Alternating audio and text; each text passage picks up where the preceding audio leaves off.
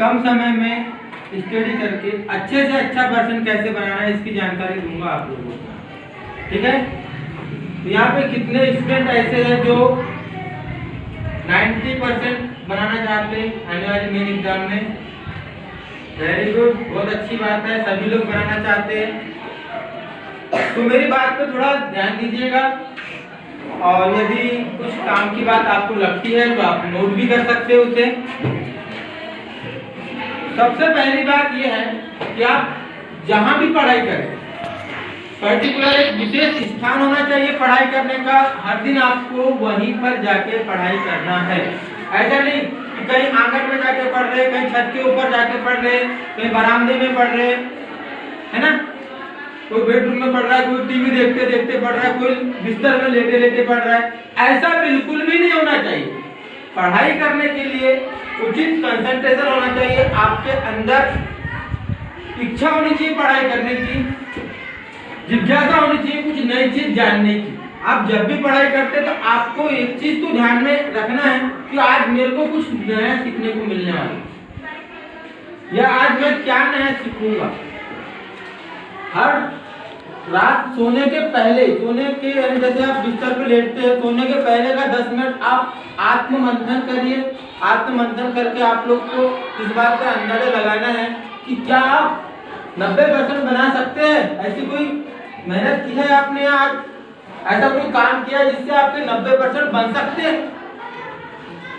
पहली बात ये होगी, ठीक है। अब उसके अलावा आपको उसी में एक चीज और इंक्लूड करना है कि जब भी आप पढ़ रहे, मान के चलिए साइंस का पोर्शन है, तो वहां पर साइंस की ही नोट्स होनी चाहिए, साइंस की किताबें होनी चाहिए, साइंस से संबंधित चीजें होनी चाहिए। और जब भी आप साइंस पढ़े तो प्रैक्टिकली तौर पर दैनिक एग्जाम्पल के साथ में पढ़े। ठीक है, जैसे एग्जाम्पल के लिए आप लोगों ने पढ़ा न्यूटन के गति का नियम, न्यूटन के गति का नियम पढ़ा, तो न्यूटन का गति का नियम कहाँ कहाँ फॉलो हो रहा है, इस बात का आपको ध्यान रखना है। एग्जाम्पल देखो, जब तक कि आप उस चीज के बारे में प्रैक्टिकली नहीं सोचेंगे, उस चीज के बारे में आपको ज्यादा दिनों तक मेमोराइज नहीं हो पाएगा, यानी ज्यादा दिन तक याद रखना है तो आपको प्रैक्टिकली तौर पे सोचना पड़ेगा। यदि आप एक मूवी देखते हैं, एक मूवी देखते हैं तो कम से कम 4 से 5 साल आपका दिमाग उस मूवी को याद रख पाता है। क्यों? कभी सोचे हो इस बात के बारे में? नहीं, क्योंकि आप पूरी एकाग्रता के साथ देख रहे हैं उस मूवी को, और एकाग्रता के साथ साथ ऑडियो भी हो रहा है, सुन भी रहे हैं और देख भी रहे हैं उस चीज को। एक एक मूवमेंट आप देख रहे हैं, मेजर कर रहे हैं। ऐसा लग रहा है कि आपकी कोई अपनी लाइफ हो जो उस एक्टर के साथ में संबंधित है, कि बोले मेरे साथ भी ऐसा हो सकता है या हुआ है ना। तो हम इन सब चीजों को ऑब्जर्व कर रहे, प्रैक्टिकली तरीके से सोच रहे, तो हम क्यों ना पढ़ाई में ये सब चीज लागू करें। यदि पढ़ाई में ये चीज लागू करेंगे तो हमको हमारा भविष्य उज्जवल बनाने में ज्यादा समय बिल्कुल नहीं लगेगा। ठीक है, पहली बात ये हो गई। अब दूसरी बात ये है कि आप जब भी आप पढ़ाई कर रहे हैं तो उसमें अपने जो भी टॉपिक्स है वो क्लियर करें कि आप कोई टॉपिक कितने बार रिपीट कर चुके हैं। उसमें एग्जाम्पल है तो एग्जाम्पल देखिए, थ्योरेटिकल है तो थ्योरेटिकल देखिए, चित्र है तो चित्र को बार बार बना के देखना है। ऐसा चित्र देखना नहीं कि हो गया चित्र याद हो गया, बाकायदा चित्र की प्रैक्टिस करते हुए उसको याद करना है और मेमोराइज करना है। मेमोराइज करने के लिए लिखकर देखना बहुत जरूरी है। यदि आप सोचेंगे कि हम ऐसे याद कर लें और बगैर लिख के देखेंगे तो लिखकर देखने का दूसरा फायदा आपका ये होगा कि आपका अक्षर में सुधार हो जाएगा, और अक्षर में सुधार होगा, अक्षरों के भी नंबर मिलते हैं। यदि आप अभी 10th की एग्जाम देंगे तो 10th की एग्जाम में जिसके ज्यादा अच्छे अक्षर होते हैं, आप लोगों ने देखा होगा, उसका परसेंट ज्यादा अच्छा बनता है ना। तीसरी बात यह है कि आप एग्जाम्पल के साथ में उस चीज का आंसर दें। कोई भी क्वेश्चन है तो एग्जाम्पल वहां पे बहुत जरूरी है। और यदि किसी क्वेश्चन में अंतर स्पष्ट करने के लिए बोला है तो अंतर कैसे स्पष्ट करना है आप लोगों को, बाकायदा बीच से लाइन एक खींचना है, कॉपी के सेंटर से एक लाइन खींचना है, उस लाइन में कॉलम बनाकर नंबर वाइज अंतर स्पष्ट करना है। चित्र नामांकित होना चाहिए, जैसे यहाँ पे चित्र बने हुए हैं आप लोग देख सकते हैं। चित्र का नामकरण होना बहुत जरूरी है। और उसके अलावा आपकी हैंडराइटिंग सुंदर होना चाहिए।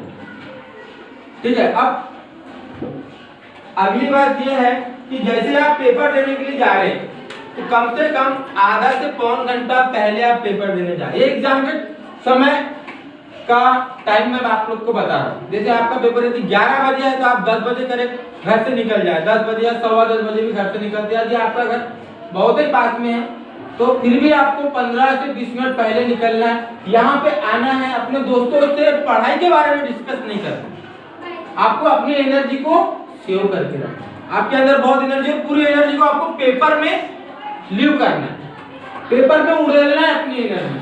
आप जैसे आए और मस्ती चालू कर दी, किसी से डिस्कस चालू कर दी कि बोले फलाना क्वेश्चन क्या होता है, न्यूटन का नियम क्या होता है, गुरुत्वाकर्षण का नियम क्या होता है, या ऑर्गेनिक केमिस्ट्री तो है नहीं तुम्हारे इसमें, है ना, बल क्या होता है, चाल और गति क्या होती है, ये सब चीजें आप लोग डिस्कस करते हैं। डिस्कस करने से क्या है, आपकी कम से कम 15 से 20% एनर्जी खत्म हो जाती है। और जब पेपर देने जाते हो तो आपका जो चीज याद रहता है, जो चीज क्लियर रहता है, वो भी आप भूल जाते हो। तो ये बिल्कुल नहीं होना चाहिए।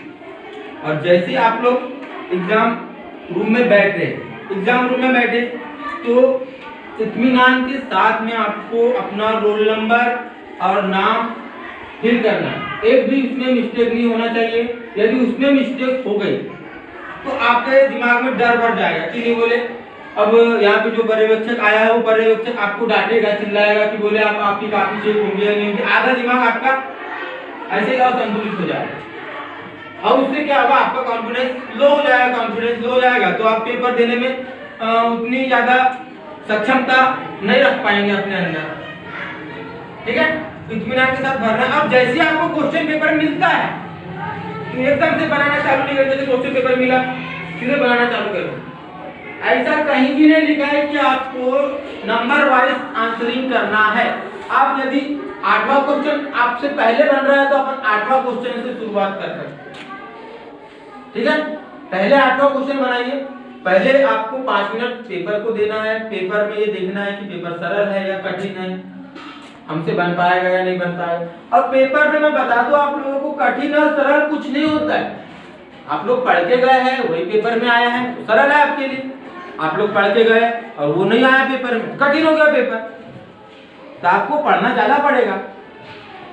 ठीक है, अब इसके बाद और एक बात है आखिरी में, जैसे मान के चलो आप लिखना चालू करें और लास्ट में 3 से 4 लाइन बच जाती है, तो 3 से 4 लाइन में आपको अगला क्वेश्चन स्टार्ट बिल्कुल भी नहीं करना है।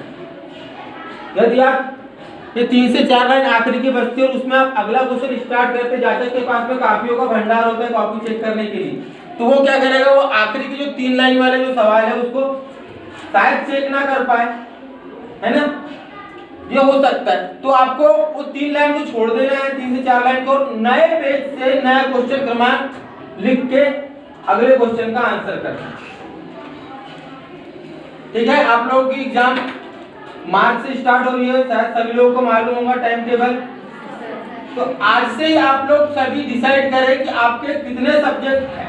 6 सब्जेक्ट हैं, 6 सब्जेक्ट में किस विषय में आपने कितना पढ़ चुके हैं, क्लियर हो गया, और किस विषय में कितना पढ़ना बाकी है। एक एक टॉपिक को आपको कितना समय देना है, ये सब चीज डिसाइड करें और उसके हिसाब से पूरी कोशिश करें तैयारी करने की। सबसे पहली इच्छा तो आपके अंदर जागृत होनी चाहिए कि हमको 90% बनाना है या नहीं बनाना है। मन के हारे हार है, मन के जीते जीत। यदि आप मन से जीत गए कि नहीं मेरा बन जाएगा 90%, मैं यदि मेहनत करूँ तो आपका श्योर है कि बन जाएगा। लेकिन यदि आप मन से हार गए तो फिर कोई दूसरी शक्ति आपके लिए कुछ नहीं कर सकती। इसके लिए आपको खुद तैयार होना है। तो आज से सभी लोग स्टार्ट करेंगे पढ़ाई। देखो, पढ़ाई का कोई दूसरा ऑप्शन नहीं है, इस बात को याद रख ले आप। इवन ये चीज मुझ पर भी लागू होगी। कोई भी आदमी किसी भी पद पर रहे, किसी भी कैटेगरी से बिलोंग करता हो या किसी भी कंपनी में काम करता हो, उसको स्टडी या पढ़ाई करना बहुत जरूरी है। चाहे वो अपनी फील्ड की हो, अपने सब्जेक्ट की हो, अपने टॉपिक की हो, अपने रेगुलेशन की हो। पढ़ाई करेगा तभी उसका कुछ डेवलपमेंट हो सकता है। आप लोगों ने देखा है वर्ल्ड की सबसे ज्यादा टेक्नोलॉजी वाली कंपनी या कंट्री का नाम क्या है बताओ? टेक्नोलॉजी में नंबर 1 कौन सा देश है बता सकते हैं कोई? नंबर 1 के स्थान पे आज की डेट में यदि हम बात करें तो जापान। ठीक है, हमारी टेक्नोलॉजी से लगभग 8 से 10 साल की आगे चल रही है वहां की टेक्नोलॉजी। मतलब आज यदि हम यहाँ पे 5G लॉन्च कर रहे हैं हमारा इंडिया, तो वहां पे 8G 9G लॉन्च होने की कगार पर है। क्यों ऐसा? क्योंकि वहां का बच्चे से लेके बूढ़ा, युवा तो है ही, बच्चे से लेके बूढ़ा भी हर एक शख्स वहां पे टेक्नोलॉजी को डेवलप कर चुका है। हर एक छोटी छोटी चीजें जो यहाँ पे हमारे यहाँ बच्चे लोग, बड़े लोग भी नहीं कर पाते, वहां बच्चे लोग से सीखने को मिल जाएगा। मतलब इतना ज्यादा हम लोग ग्रोथ कर चुके हैं। आप लोगों को शायद जानकारी होगी 1945 में वहां पे 2 शहरों में अमेरिका के द्वारा बम गिराया गया था, हिरोशिमा और नागासाकी में। तो उसकी वजह से वो 2 शहर बहुत ज्यादा प्रभावित हुए थे। आज की डेट में भी वहां पे रेडियो एक्टिव तत्वों का रेडिएशन फैला हुआ है। मतलब आज भी उन जगहों पर लोग ज्यादा संख्या में निवासरत नहीं है। तो ये सब चीजों को आपको याद रखना है। देखो कोई चीज का जब तक कि आप हिस्टोरिकल पार्ट याद नहीं रखेंगे तब तक कि आप उसके फ्यूचर की प्लानिंग या फ्यूचर के बारे में नहीं सोच सकते। तो हमको अपना अतीत याद रखना है, अपना अतीत याद रखते हुए प्रोग्रेस की ओर आगे बढ़ना है। और उसके लिए आप लोग युवा है, आप लोग देश का भविष्य है, आप लोग आने वाले समय में हमारे देश का इतिहास लिखेंगे। ये आप लोगों के ऊपर डिपेंड करता है कि आप क्या करते हैं। आप लोगों में से कितने लोग ऐसे हैं, अब एग्जाम वाली बात हो रही है, ठीक है, अब आप लोगों में से हम थोड़ा भविष्य की बात करते हैं। कितने लोग ऐसे जिन लोगों ने अपना आने वाले समय का लक्ष्य निर्धारित किया है कि क्या बनना चाहता है? आप बताएं। हाँ, लक्ष्य निर्धारित करें। और कोई एनीबॉडी इन द क्लास? इधर भैया लड़कों में नहीं करना चाहिए। देखो जब तक कि आपका गोल निर्धारित नहीं है, लक्ष्य निर्धारित नहीं है, एम निर्धारित नहीं है, आपको पता ही नहीं कि जाना कहाँ है, तो कोई दिक्कत नहीं है। ज्यादा बड़े पड़ाव पर नहीं हो आप लोग। 10th की एग्जाम पहले दे दीजिए, एग्जाम के बाद आप 15 दिन 1 महीना बिल्कुल सोच सकते हैं इस बारे में कि आपको कौन सा सब्जेक्ट लेना है या किस फील्ड में आगे जाना है, ये आप लोग कर सकते हैं, उसके लिए कोई दिक्कत नहीं। और आप लोग थॉमस एडिसन का नाम सुने हो? कौन है थॉमस एडिसन? बल्ब के आविष्कारक। देखो मैं उनके बारे में छोटी सी बात है वो बताता हूँ। वो एक ऐसे शख्स है हमारे इतिहास में कि जिनको स्कूल से भगा दिया गया था कि भाई तुम पढ़ने लायक नहीं हो। उसको स्कूल से भगा दिया गया कि बोले तुम्हारे में इतनी क्वालिटी ही नहीं है कि तुम स्कूल पढ़ सको। वो हर चीज में बहुत कमजोर था, लेकिन उसका जो दिमाग है टेक्नोलॉजिकल मामले में बहुत सशक्त था, बहुत संकीर्ण था और बहुत तेज था। प्रैक्टिकल वो जनरली करता रहता था छोटी मोटी चीजों का, और धीरे धीरे करके उसने 1000 बार असफल होने के बाद बल्ब का आविष्कार किया। 1000 बार असफल हुआ। जब वो 999 बार असफल हुआ था तो लोग बोलते थे उसको कि बोले यार तुम कुछ नहीं कर सकते लाइफ में, तुम्हारा ये सब प्रयोग है, जितना भी आप प्रयोगशाला में काम कर रहे हैं सब बेकार। लेकिन उसने क्या बोला? जवाब देखो उसका, पॉजिटिव थिंकिंग देखो आप। उसने बोला कि मुझे 999 तरीके पता है कि बल्ब चालू कैसे नहीं होगा। बल्ब चालू नहीं होने के 999 तरीके पता है, मुझे एक वो तरीका ढूंढना है जिससे कि बल्ब चालू हो। तो ऐसी कुछ सोच आप अपने दिमाग में लाइए, आप भी कुछ नया इन्वेंशन कर सकते हैं आने वाले समय में। और इसके अलावा हम बात करेंगे अब कौशल उन्नयन, कौशल विकास। कौशल विकास की जरूरत क्यों है?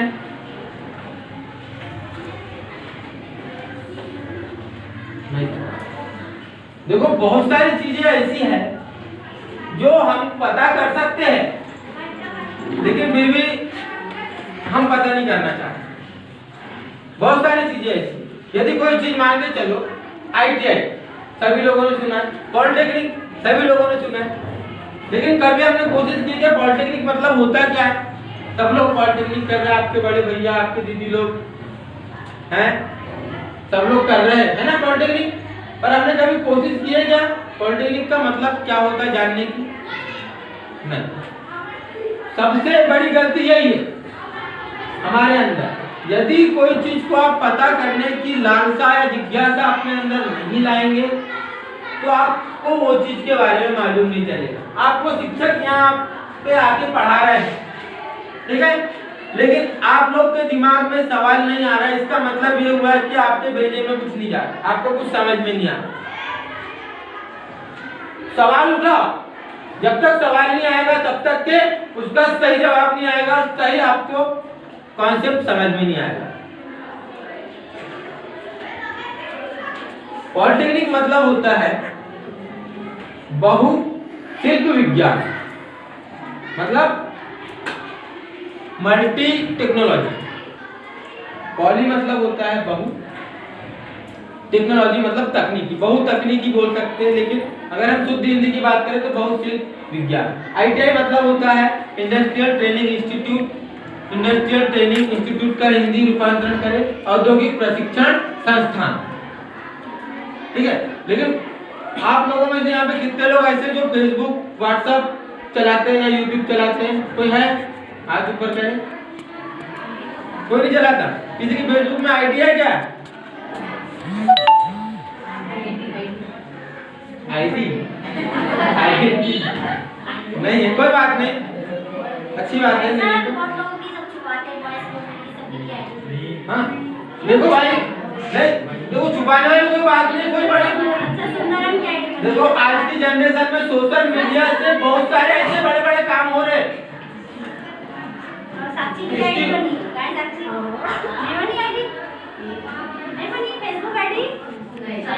देखो फेसबुक आईडी हो या ना हो, फेसबुक पेज पर यदि आप जाते हैं तो खासतौर पे एजुकेशन से रिलेटेड पेज को लाइक करिए, रखिए। अगर एजुकेशन से रिलेटेड पेज को आप लाइक करते हैं तो आपको ऐसी बहुत सारी जानकारी आसानी से अवेलेबल हो जाएगी जिसके बारे में आप नहीं जानते।